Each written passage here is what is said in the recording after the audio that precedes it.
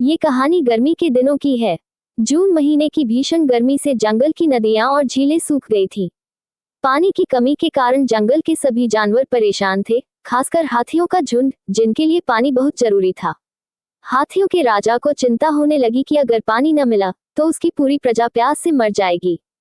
तभी उसे याद आया कि एक दूर के जंगल में एक विशाल झील है, जिसमें साल भर पानी रहता है। उसने अपने झुंड को बुलाकर कहा, हम इस सूखे जंगल में और नहीं रह सकते। मैं एक ऐसी झील जानता हूँ जहाँ भरपूर पानी है।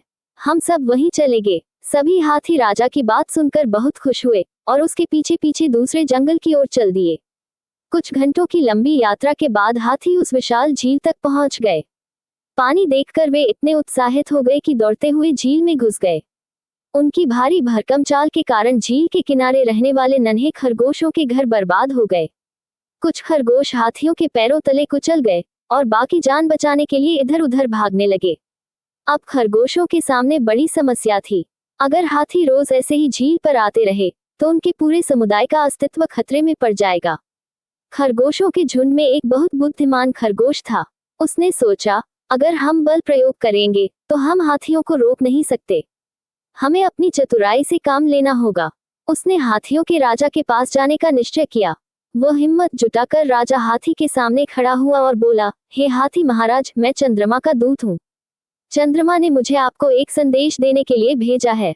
राजा हाथी ने आश्चर्य से पूछा, क्या संदेश है?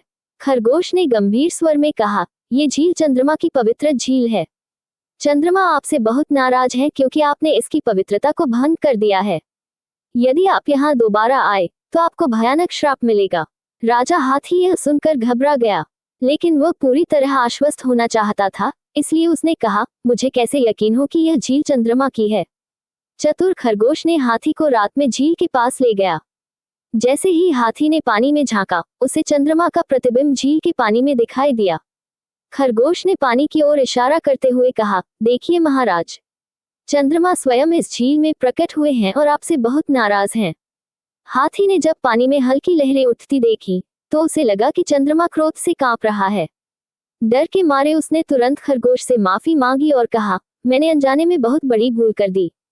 मैं वादा करता हूँ कि मैं और मेरा झुंड इस झील का पानी दोबारा नहीं छुएंगे। इसके बाद हाथी अपने झुंड के साथ जंगल छोड़कर कहीं और चला गया।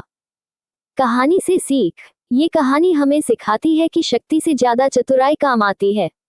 जब ताकतवर लोग किसी को कमजोर समझकर परेशान करते हैं तो बुद्धि का सही उपयोग करके समस्या का समाधान किया जा सकता है।